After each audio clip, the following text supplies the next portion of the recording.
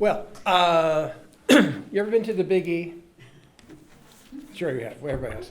So years ago, maybe 10, 15 years ago, I went to the Big E to watch Darlene Love sing. And Darlene Love is like best singer ever, like just belts it out. And there were 13 of us in the audience outside, and she came up with like a 6-piece band and three people, backup singers. And she looks at us and says, 13. Well, 13 or 13,000, you get the same show. And she put on this hell of a show. So now we have 1, 2, 3, 4 people. Yeah. Or 4,000, you get the same stuff. My name is Rick Paar. I live in Longmeadow, sorry. But I played a lot of baseball across the street with the East Longmeadow Legion team.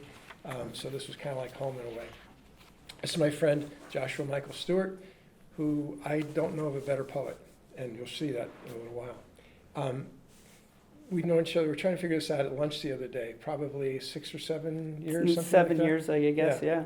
And we both were trying to screw up the courage to read in front of people, which is a nervy kind of thing to do. And there were a lot of open mic nights around, and I would go to some and leave puddle marks where my hands were because I was so nervous. And I remember watching you read, and I said, God, geez, I was trying not to swear. God, he's a good writer. Geez, he's a good writer. That's what I said. And he is. So I decided that I wanted to meet him, be with him, learn about his writing, which I have.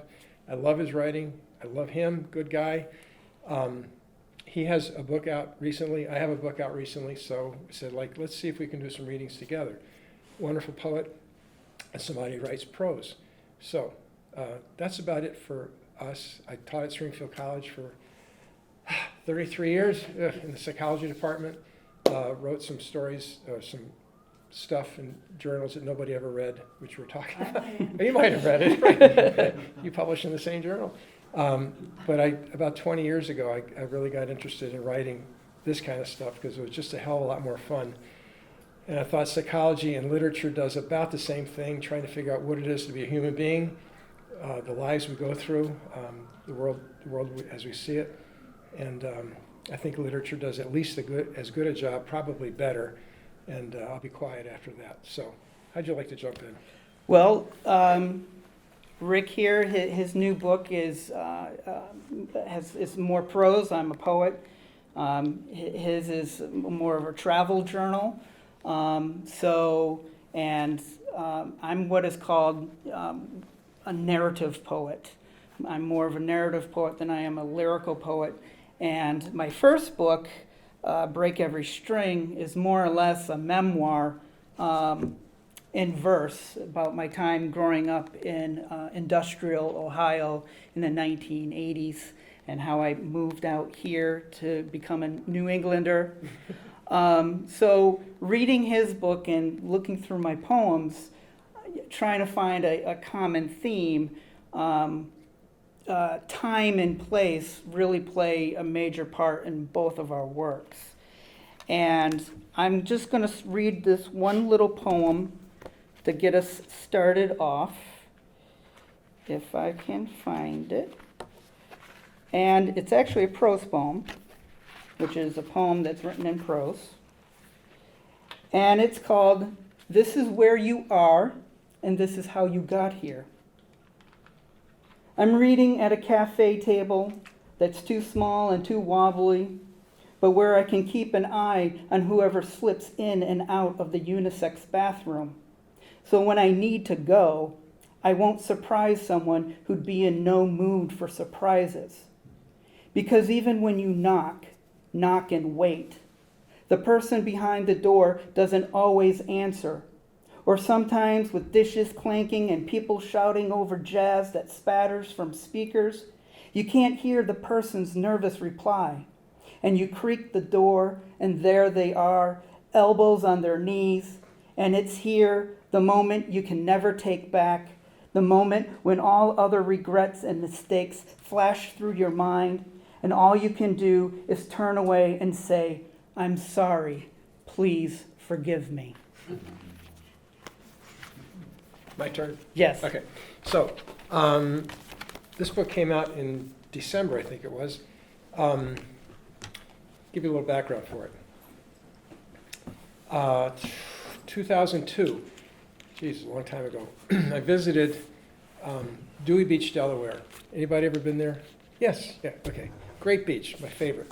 And I went down on Columbus Day weekend and ran into this crazy, amazing, ridiculous, wonderful, horrible, I didn't know what to make of it, festival where there were at least 4,000 greyhounds and about 1,000 people. And people had greyhounds on leashes that were like a dozen of them. You couldn't go to the bathroom without a dog looking at you. You walk out into the hallway in the morning, and there's like 17 dogs in line getting manicures down at the end of the hall. It was overwhelming. I couldn't understand these people with their attraction, their affection, their deep, deep love for these dogs because they're ugly. I mean, they really are, but we'll leave that later. And I just didn't get it. So 2 years later, I said, oh, what the heck? So I kind of embedded myself into this group of people, and I went down before it began and left the day that it ended over that weekend, and found myself in a completely different view of it. That was the beginning of this. So my story has like 3 parts to it. One is about these greyhounds. One is a trip out to Kanab, Utah, to meet with a woman who gave up a really lucrative job in New York City to rescue greyhounds 3 dozen at a time, which I could not understand at all. And then the third story of the travel memoir is picking up my son in Las Vegas and driving back east with him, which was quite a moment for me. Anyhow, so let me read a little bit give you an idea about the greyhounds, if I can find it here. So, oops, glasses, forgetting those. Glasses. Now, there are 2 different clairvoyants at the festival. One was a licensed social worker, so she's the one that I've met both of them. This is the one I was talking about. On the way down the stairs, I pass a man with a smallish greyhound who's next in line. Later in the day, outside the Greyhound Reiki workshop, I see the man with the smallish greyhound again. I ask him why he saw the psychic social worker. Well, Jason's having trouble adjusting to our family. I wanted to see how she was feeling. Well, he was feeling. Jason's from Spain, a Galgo greyhound who never raced. He was kept in a pen like those Auschwitz, the man growls. Apparently, there are hundreds of dogs, many very aggressive, and when food was tossed into the middle of a tight pack, a steel cage death match ensued, a cross between Darwin and the World Wrestling Federation. Some dogs ate well and grew fat, and others shrank and died. The man adopted Jason last summer, skinny but alive. The man is no fan of the Spanish. Do you know what they do for luck, he says? They hang a dead greyhound by the neck from a tree, or something like that. I'm not sure what he's saying because I'm still stuck on the image of 100 dogs fighting for food, which makes me think about another man who told me this morning greyhounds being piled up dead, 50 at a time, in the back of a pickup, being driven from the track to a pit. And the next thing I know, my brain has wandered off to my friend Joe and his father's life as a kid at a Nazi labor camp, slashed with a bayonet, beaten but alive, unlike his family, all murdered and dumped on a pile of other dead people like they were shit-stained laundry. What the hell is it with humans? I'm pulled back from my drift when the man says, maybe I can help Jason. What can? A Reiki. I had it done to me a few years ago and it was pretty good. Has any of this stuff worked? The psychic, the massages, I ask? Well, I don't know yet, the man says. But the man seems to have faith that it will. He seems to have faith particularly in the social worker because she told me something that no one else could have ever known. What's that? I ask. She told me that Jason has an eating disorder, and I'm shocked, as Claude Rains said in Casablanca. But she was wrong about our other dog, he says quietly.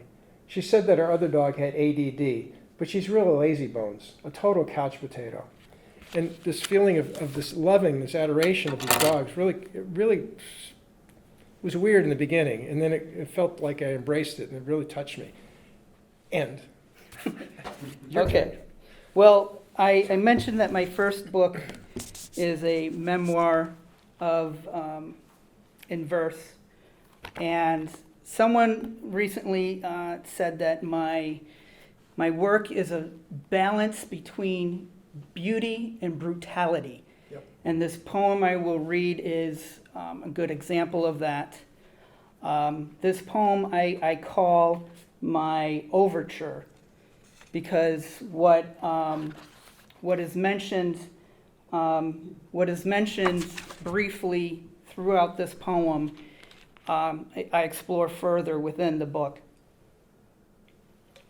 Some people think I based the poem off of Allen Ginsberg's Howl. I did not. I actually based it off Ron Silliman's Albany. So you all just got homework. Okay. And it's entitled Born in the USA.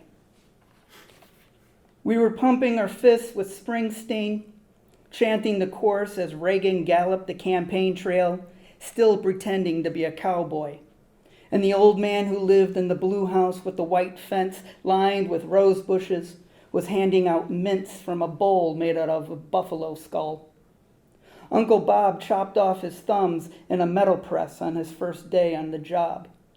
My father returned to Quezon, sleepwalking past our bedrooms, shouting out the names of Smoke and Moon. He had a woman he loved in Saigon, sang the boss. Across the bay, Ferris wheel lights and roller coaster screams. Child services found my grandmother unfit to adopt. An ambulance in front of the blue house with the white fence lined with rose bushes, a white sheet. The bones and feathers of a dead seagull, a shipwreck on a rocky shore lapped by green waves. On their lunch break, my father, my uncles, and both my grandfathers, their names embroidered on their grease-stained shirts, stepped out of the factory and coughed up their paychecks to their wives idling in Regals, Novas, and Gremlins. Out by the gas fires of the refinery, my father's handlebar mustache terrified me. My brother built me castles out of blankets and chairs larger than the house that confined them. Taught me how to leap off the couch like Jimmy Superfly Snuka, how to moonwalk and breakdance. He'd go on to teach me that disappointment's a carcinogen. My father took cover behind the lazy boy in his underwear. My grandmother offered a pregnant runaway a place to stay in exchange for her baby. When the plant relocated to Mexico, my father brought home a pink slip heavier than a Huey hog. The rose bushes became thorny switches. Over ham steaks and mashed potatoes, our parents poured out their divorce. We had to decide who we wanted to live with before leaving the table. I'd go wherever my brother went. That meant Mom. My father took a job out of state. My mother took a boyfriend who dragged his unemployment into a bar called The Pit, then staggered into her house, knocking over houseplants. And I was the one ordered to clean the carpets with the wet dry vac. We sneaked out of the house at 3 a.m. to swim in the neighbor's pool or ping rocks off hurtling freight trains. The city condemned the blue house with the paint-chipped fence. My mother's eye blackened. We slept in parks better than home. She stood at the sink, sobbed, scrubbed blood splotches out of her white jacket with a soapy sponge, wouldn't press charges. My brother bought a dime bag and a revolver from a guy named Kool-Aid. My mother was crowned a welfare queen and drove a Cadillac assembled out of political mythology. I smoked my first joint on the roof of a movie theater with my brother and the stars. An after-school ritual, stepping over the passed-out boyfriend to grab a Coke out of the fridge. We spray-painted gang insignias across the boarded-up windows of the blue house with the splintered teeth. The boyfriend could whip up one hell of an omelet. We didn't hate him on Sunday mornings. My mother's stitches. We swiped bottles of Mad Dog, drank it while eating peanut butter and jelly sandwiches. My mother stashed bottles of gin in the leather boots my father bought for their last Christmas together. Twice they called me into the principal's office because a knife fell out of my pocket at recess. We returned abandoned factories into playgrounds, busted out windows with tornadic rage. Somebody was asking for it, and somebody was going to get it. I overheard a teacher tell my mother, he's going to grow up to kill somebody. Thanks to the Black Panthers, this white boy had free breakfast at school. My brother waited until the boyfriend was drunk on the toilet to bust in, swinging a baseball bat. Later that night, while taking a bath, I fished out a tooth biting me in the ass. Backhoes and bulldozers devoured the blue house with the collapsing roof. We rewound and played back the catastrophic loss that plumed over Cape Canaveral on our VCRs. The boyfriend slammed a stolen van into a tree. She poured me a bowl of Cheerios, poured herself a scotch. The boyfriend's dentist kept good records. I'm sending you to your father. Son, don't you understand now? Front page news. Firefighters dousing the mangled inferno. Got in a little hometown jam. I stood before a judge, pled guilty to shoplifting Christmas lights, the kind that twinkle. I love that. Yeah. You're next. Okay, that's tough to top. I buried the lead. This is my book. It's called God Bless America and Breakfast Burritos to Go. You can get it on Amazon, or I could sell you right here.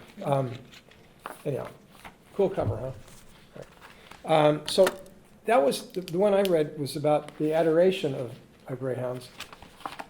Then I spent a week up at the dog track up in Hinsdale, where dogs were not beloved. They were just hated. They were something to bet on. So I did another week of embedding myself up there and seeing what the world was like. And this is roughly what I found. Longer, but that. The sun is big and glowing and seems to be stalled over Vermont, just a few hundred yards west of here, on the other side of the Connecticut River. Two bareheaded old people from inside have moved partway outside into a thin sliver of shade. I take a spot at an empty plastic table on the far right side of the patio, down by the rail next to the smooth, dry dirt track. Bored kids wearing green polo shirts and tan khaki pants parade bored dogs on leashes up and down the track, making sure to pause before us so that we might what? What are we supposed to be looking for? How do you tell one greyhound from another? They still look to me like the way they did in Dewey, big and ugly and no personality. But right at this moment, dressed in their racing colors, the dogs are Roman gladiators marching around the Colosseum before the death matches. Either that or Miss America contestants walking the runway. An old woman sitting by herself eats hot chili and smokes a cigarette in the miserable heat. A disembodied male voice on the loudspeaker, bored and torpid and gravelly, begins to speak, and I cannot understand a word he says. The sounds, appropriately, like a bus station, intercom voice. 4 a.m, filled with sleep, not wanting to be here, counting the hours until the new guy arrives. 2 of the kids who paraded the dogs in front of us a few minutes ago hold muzzles in their hands and run down the track as fast as they can.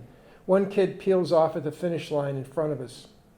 And the other kid, much fatter and extremely sweaty, waddles farther down the track past the first turn. I watch the fat kid until he stops, then Jesus Christ, they're fast. When I turn around, the greyhounds have already finished the first quarter of the race, moving past the patio and the 4 of us outside in the fierce sun. Down at the first turn in the tight NASCAR dog pack, dog number 3 cartwheels in the air and lands on its feet like it was planned, and I whisper a little cheer, "Go, number 3, go!"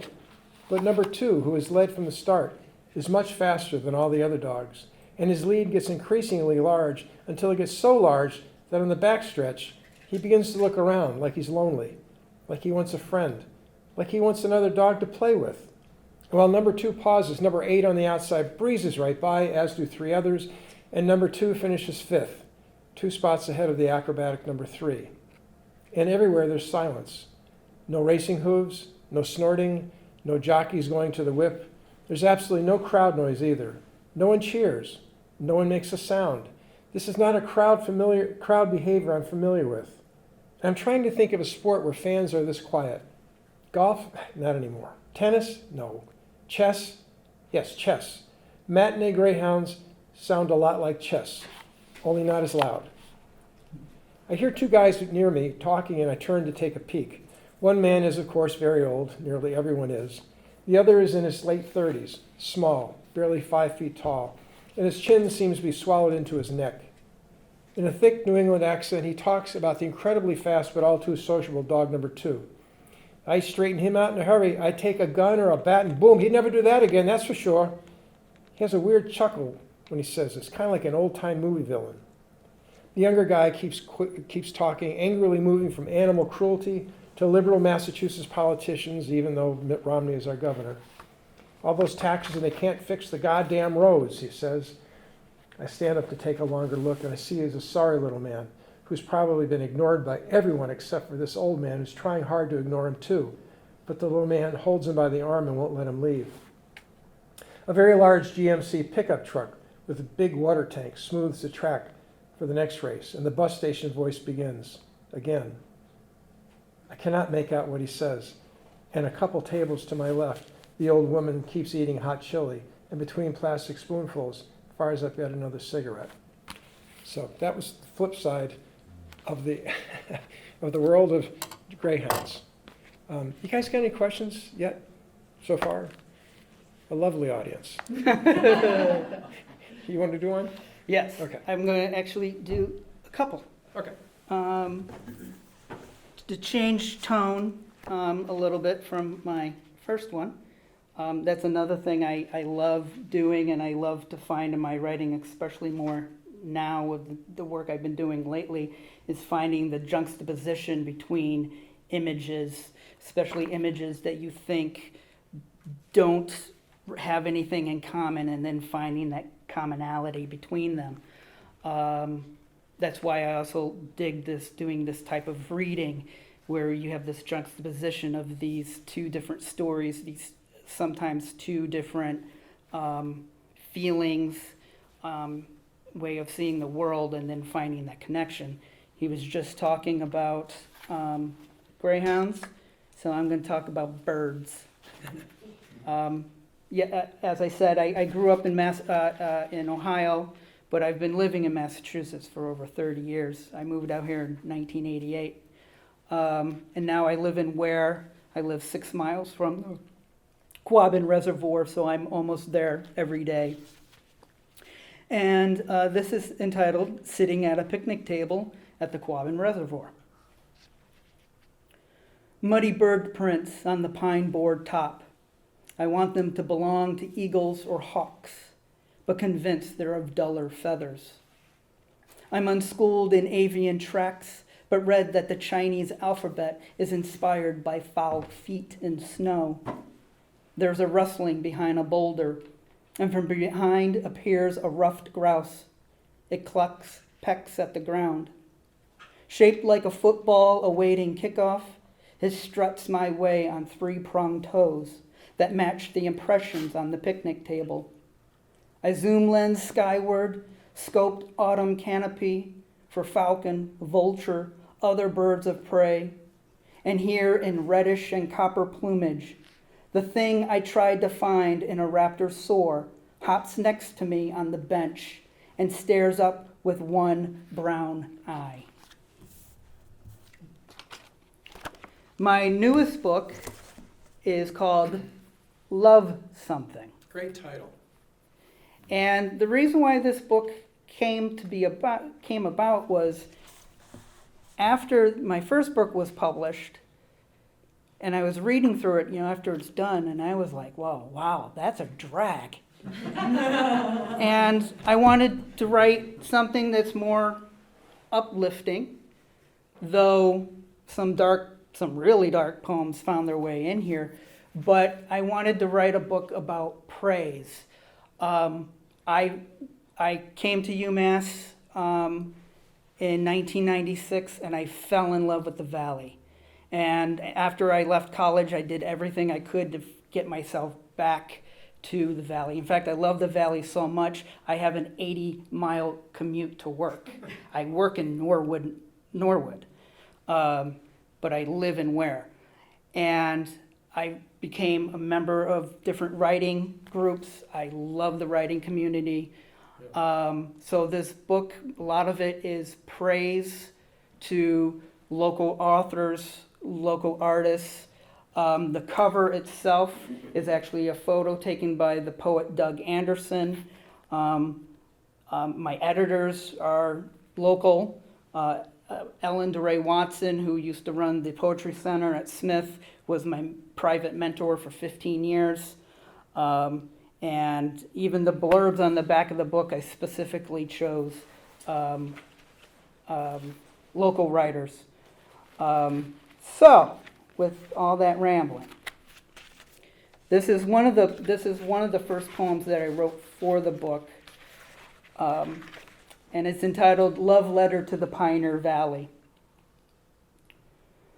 I walk down your flowered streets, and I'm back in central Massachusetts, back in high school, asking the prettiest girl to the prom.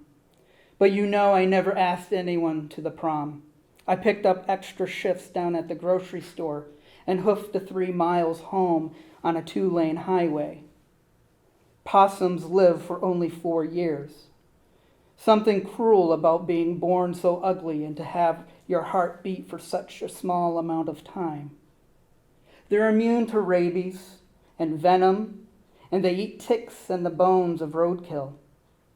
I have a soft spot for the repulsed and misunderstood. I've kept myself from you. My father's sick, and there's work to be done. Your libraries are closed, the book festival canceled. I want to latch on to your warm skin. People are stocking up on toilet paper. Doug Anderson said it like the poet he is when he said, "There's something culturally emblematic about toilet paper panic." Your mountains and smell of cow shit remind me of home, Ohio Amish country. The Seven Sisters peaks, the Connecticut River below, is like looking across the Ohio River into Kentucky. The last time I climbed the Sisters, I got Lyme disease. It's spring, those mothering hills are calling, and I need to love them again, even if they won't love me back. You'll find me at the Mill River when the ripples are white gold, notebook on knee. I press black ink into soft pages, and regardless of the words, it's your name I write over and over, like a schoolgirl drowning in the fantasy of what it must be like to drown in love.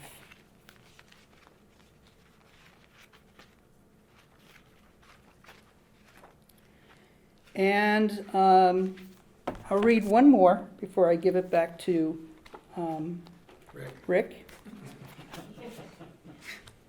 I told you I'm horrible at names.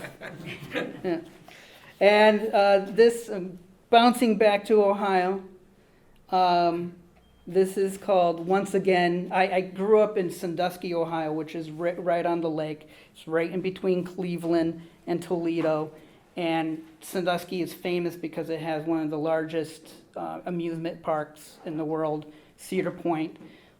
Cedar Point has, I think last count were 18 roller coasters, and 12 of them have been in the Guinness Book of World Records for either being the highest, being the fastest, being the one that killed the most people, something like that. So anyway, it's called Once Again, Lake Erie. A ferry chugs across Sandusky Bay. Its steel deck plates are the red of a child's painting. Lake Erie, its green water and fish carcasses, no longer in my life. But tonight I'm 12 again, walking down East Water Street, where shirtless men in cut-off jeans flirt with other men as the sun gleams and turns the white bricks of office buildings into a salmon color, harmonious with the silent crawl of shadows and the cry of seagulls. I clamber over boulders of the revetment, where foundry workers perch themselves to hook channel cat and walleye after a long day of casting liquid iron. Ferris wheel lights on the horizon, saltwater taffy on my memory's tongue, and the strawberry glossed lips of a girl in stone-washed miniskirt and jelly shoes. So much kissing. Fear of death and the exhilaration of living swap saliva at the top of a roller coaster. You're next. Grazie. Okay. So, the two that I read were kind of oppositional, right? The next two are going to be oppositional too, but in a different kind of way, once I can find it. Okay. 60 miles south of Lubbock, off to my right, is a butte, perfectly formed but in miniature. I'll drive hours before I see another one, and it will be much bigger. This one stands orphaned, alone for many miles, as if it wandered away from its family in a slow-motion glacial time crawl until it sat down, beaten, completely lost, and unable to get home. In Post, Texas, I pull into McDonald's to pee. Most of the Rocky Horror Picture Show is playing. Unit of the Rocky Horror Picture Show is playing.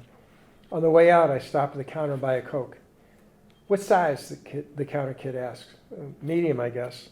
That'll be $1.59, but you can supersize it for 75 cents. I give the kid $2.34. No, sir, you pay 75 cents.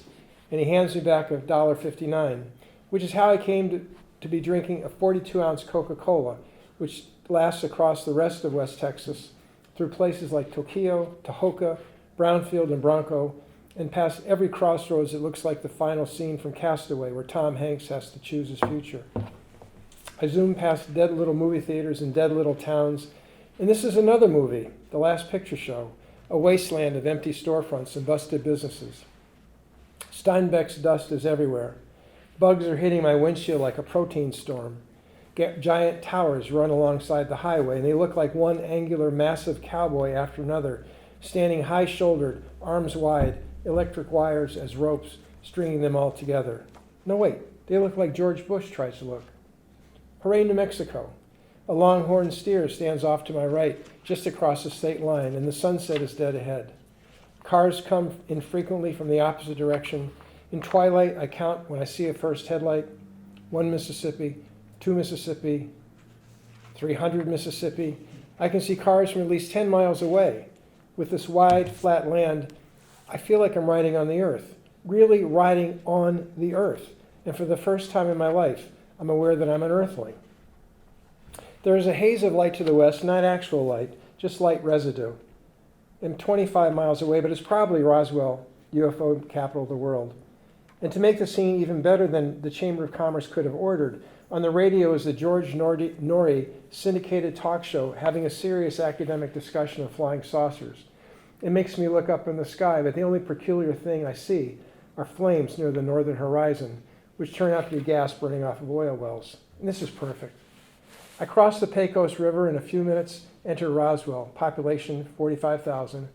Just a regular town with a wide main street, sturdy courthouse, and signs everywhere saying, "Aliens welcome." My grandfather would have loved this. Everyone in the family laughed at him when he said he once saw a UFO. They laughed even more when he said he saw hippos in the Chesapeake Bay. He'd feel right at home out here. And he drank some.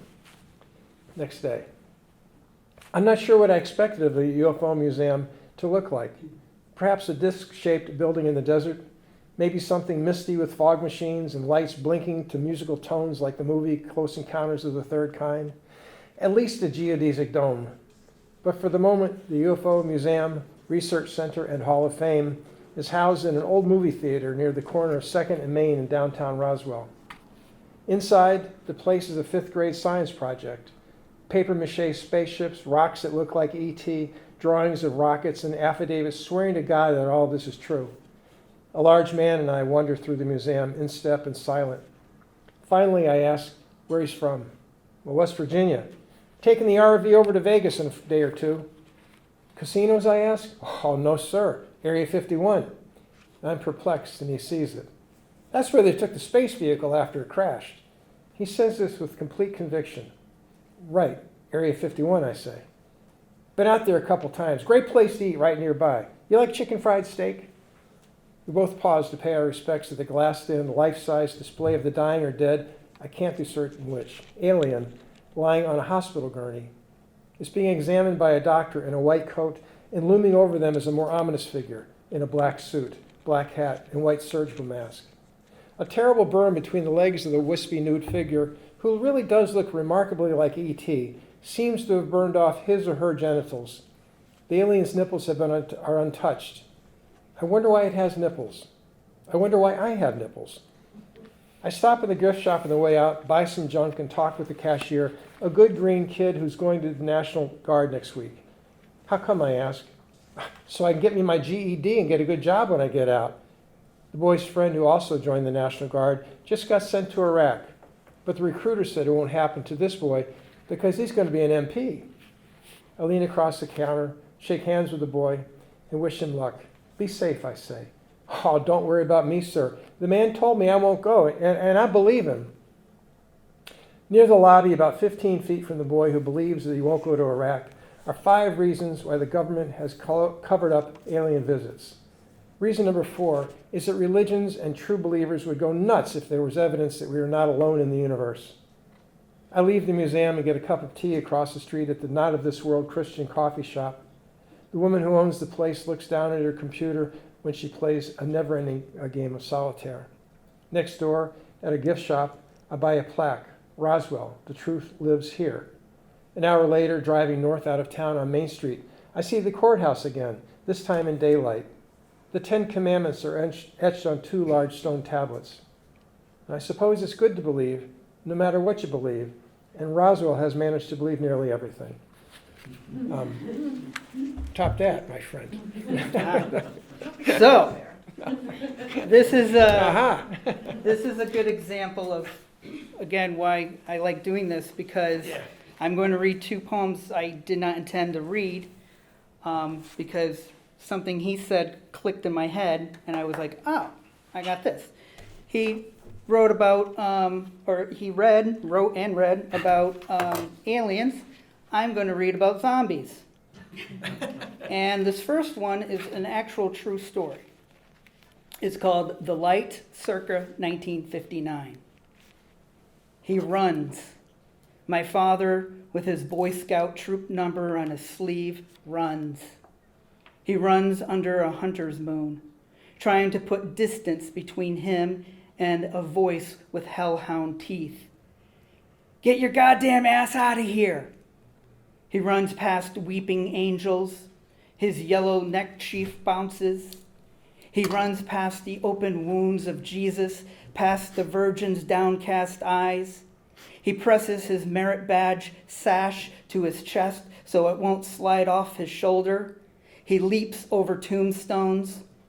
He knows he shouldn't cut through the cemetery after scout meetings. Stories of kids nabbed by the caretaker and never seen again. But homes across the way, he can see the porch light.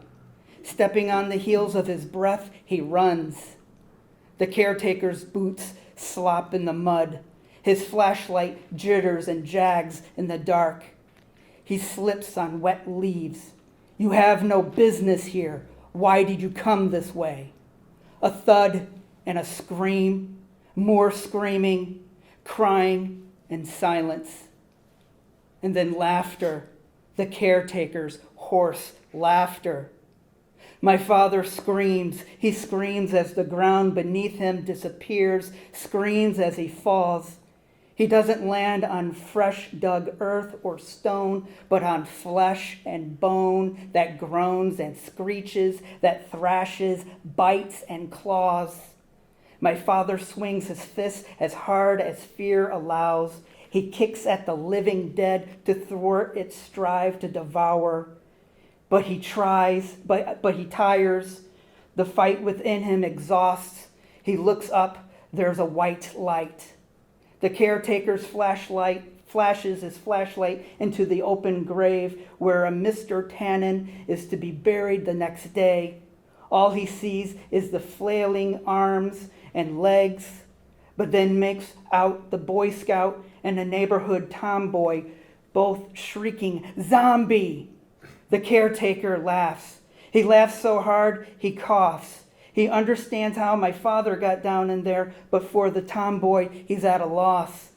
It takes a few minutes, but he gets her to admit that she was smoking a cigarette she swiped from her mother's purse. The caretaker lays on his belly. The ground muddies his elbows and his knees.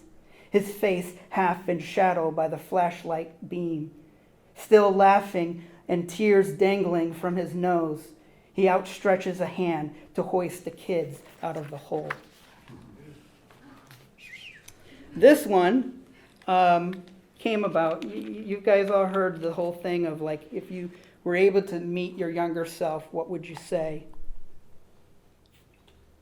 And this poem came from that idea of, if I was able to see my younger self, what would I say to them? But then I was thinking the kid I was at 12 years old, I'm so far removed from, that it's like that kid was dead. And that's the thought that came to me, and then this poem. So the poem's entitled Elegy for Who I Once Was. Summer. We were walking a country road before dawn, and you were dead. I don't remember your dying, but there you were, dragging your feet, your eyes like the bottoms of glass ashtrays, your breath. I said it smelled of death, and you just groaned. I felt like an idiot. I never wanted this. I never wanted it to rain. Do you have any idea what a soggy corpse is like so early in the morning? I tried to pick up the pace, but all you could do was slosh down the road. Eventually, we came to a barn and hobbled inside to get dry. Soon the sun was up, the rain had stopped, and the insects were getting jiggy in the fields. You slumped into an empty stall. Sunlight beamed through slits in the boards, and the dust of your body mingled with the dust of the barn, the outside world, and possibly me. Despite the decay, you looked lovely disappearing like that. And I confessed if I wasn't such a fool, I'd love you right down to the bone. Vultures usually do. It was the first thing you said all morning. All right, and I'll end this little section with this small one. This is called Northampton. The sun slinks behind the bank, as does the man with the guitar and sleeping bag. And traffic lights go about their business with or without customers. Storefronts display leather boots, chocolate truffles, best-selling memoirs. A breeze slips between the leaves of the trees lining the sidewalk, like a briefcase late for a meeting, weaving through a crowd. The new old-fashioned street lamps flicker alive as if fluttering their eyes after a long nap. And the whiff of garlic bread bumps into you on the corner like a friend you haven't seen in years. So we had greyhounds that were loved, greyhounds that were hated. We have UFOs on one hand. And on the other one we have this.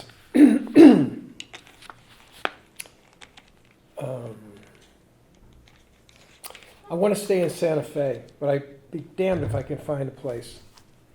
There's signs for it, but the exits fly by, and I don't know which to take. So I just pick one, and a mile or two I'm on a highway with no way off, so I keep driving. A billboard says, Don Ho is performing at the Camera Rocks Casino next week. For a few months in 1950, he was a phys ed student at the College of Massachusetts where I teach. He went back home in Hawaii when the first snow hit.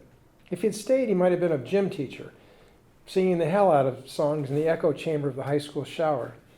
Later, a flashing sign at the casino says, the Don Ho show is canceled until further notice. I zoomed through a town whose name I can't pronounce until I get home and look it up. Pewaukee, proud home of the Elks and the Elkettes. Los Alamos is the next town about 10 miles ahead, straight up a winding road of cutbacks. On my left, cars curve down the mountain, and to my right, on the other side of the guardrail, the road falls straight away, 1,000 feet below. Rain is falling, soft in stretches, only hard every now and then. My eyes skip across the valley to the ridiculous beauty of pink rocks and changing shadows spreading under the darkening clouds. I drift into the downhill traffic, then swerve back to my lane. My stomach drops. My palms sweat, all the way to Los Alamos, half a mile higher than the highest peak back home in New England. Thunder rolls across the mountains like distant bombs, and the coincidence of that sound in this town where the first atomic bombs were made unsettles me. Excuse me. I drive around Los Alamos, home of the Manhattan Project, passing streets like Trinity, Oppenheimer, and Bikini, and pull into the parking lot behind the Bradbury Science Museum. The place is clean and modern and with angled walls painted every shade I've seen in New Mexico. I buy a ticket, walk in, and before I know it, I'm crying, almost sobbing, and I cannot believe how quickly this feeling rises, how strong it is, how I don't really care who sees me. The true reasons for these tears, this museum, this town, and perhaps the state of the world sit almost next to each other, fat man and little boy. They are usual, unimpressive, mundane, like you could fill them with propane, hook them to a couple of grills, and barbecue pork chops for your neighbors. And these things started it all. This is what we're all afraid of. They have caulking, like my bathtub has caulking. They have nuts and bolts and metal and screws, the way all dumb things have nuts and bolts and metal and screws. I stopped near Fat Man and watched a 3x5 video of men holding the original light bulb into the plane. There's a bullseye painted on the nose of the bomb with a message, "To Hirohito with loving kisses." I cannot believe I'm watching this. I say to the small screen, "Don't do it, stop," as if my voice could travel back 60 years and 16 days and be so loud and so convincing that they put the damn thing down and just walk away. But I'm only an idiot in a museum talking to a 3-minute loop of silent video playing on a screen the size of a note card. Just beyond the bombs is a timeline of the war. And I think of my father, the age of my son right now, fighting in the South Pacific, and how without the damn bombs, he probably, quite likely, would have been one of the many to die in the invasion of Japan. And I cry all over again, because I cannot imagine him killing people, although he did. And I cannot imagine him dying, although he will in 3 years. Around the corner, another panel shows Inuitak, where my father taught and probably killed people, which became a nuclear testing site. Near the exit are wall-sized pictures of Hiroshima and Nagasaki, and they're awful, awful. Burned bodies, real bodies, not funny waif-like mannequins like this morning's diorama of the dying or dead alien in Roswell at the UFO Museum. These bodies are stiff and bloated, smoke rises off many, and other bodies certainly have been vaporized into the air, poof, gone. And some assholes on the cell phone walking behind me talking business loud. Get a quote on that price, and I want to turn around and just punch him. There's a pond in the middle of town in what was the middle of the Manhattan Project. It's called Ashley Pond, named after the man Ashley Pond Jr., who founded the Los Alamos Boys Ranch School that was once on this site. The joke around town is the pond really ought to be named Ashley Pond Pond. Because Ashley Jr. had been a sickly kid, and because rugged outdoor activity made him healthy, he grew to be one of Teddy Roosevelt's Rough Riders. He wanted his school to have nature as a textbook, unquote. So he had his students dress in shorts year-round, sleep outside on screened-in porches, no matter what the weather, and swim YMCA style, naked, in the pond until it froze over, whereupon they'd play hockey in tiny shorts and skates. The school produced a curious array of graduates. I cannot find the connecting thread except for this long-gone school that runs through Bill Veeck, William Burroughs, and Gore Vidal. Then the government closed it, tore down some of the buildings, let others stand, put up a town of Quonset huts, muddy roads, and scientists, and set about the business of building its two amazing goddamn bombs. I walk slowly past the pond and the remaining buildings once used by the school and the project. I stop every few minutes, overwhelmed that on this spot, everything, forever on earth, changed.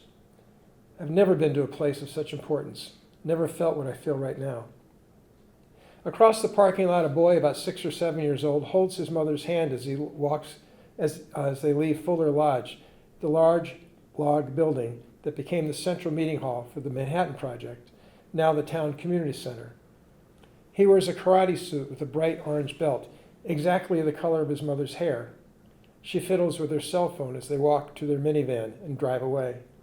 Life, good mundane life, goes on as if nothing special happened here because I suppose What else is there?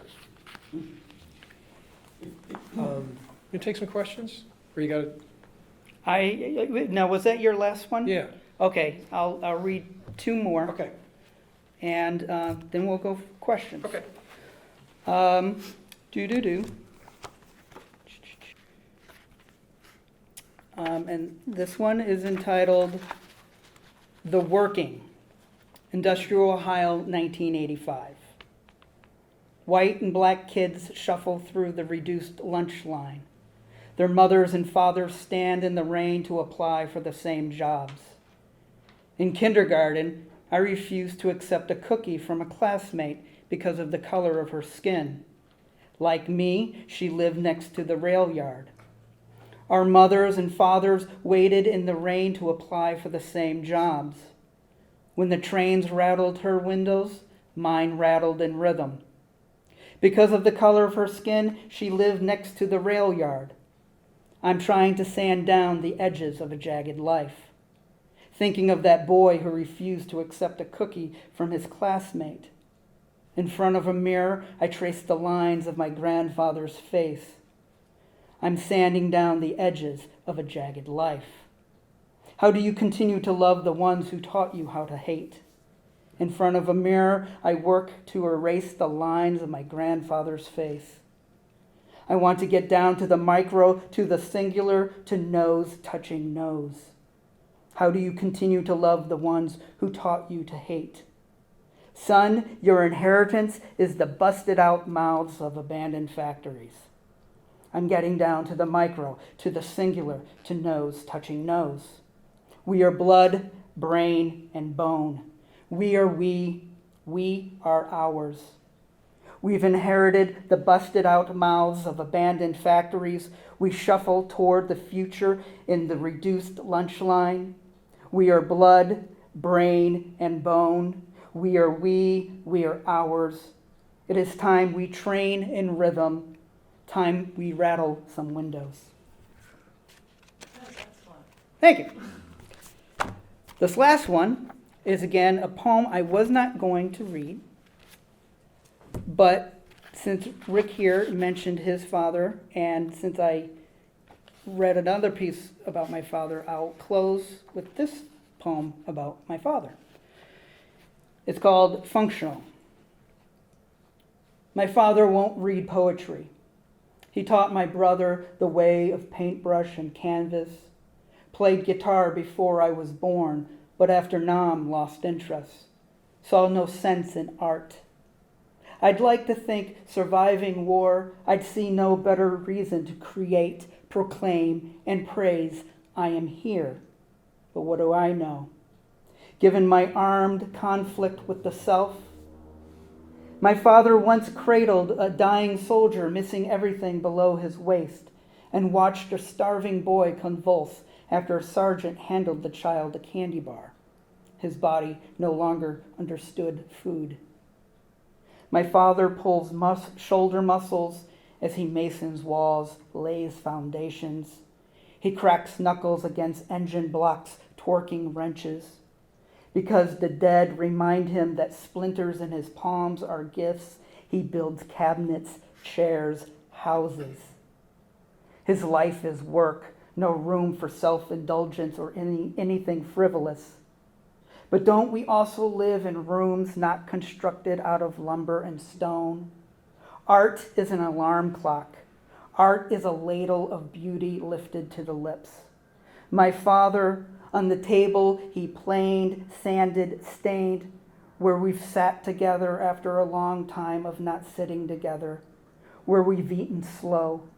I want him to dance, and afterwards, I want him to see the scuff marks on the pine as affirmations of purpose, of loving the lost with raucous praise, of letting the gone go. Thank you. Y'all have any questions or anything? Comments? It was Whatever. great. Thank you so much for sharing your work. It really was. Thank you for It was coming. great. Glad you're here. Thank you. If you'd like to buy a book or two or 12, we have some over here. Yeah. Thank you.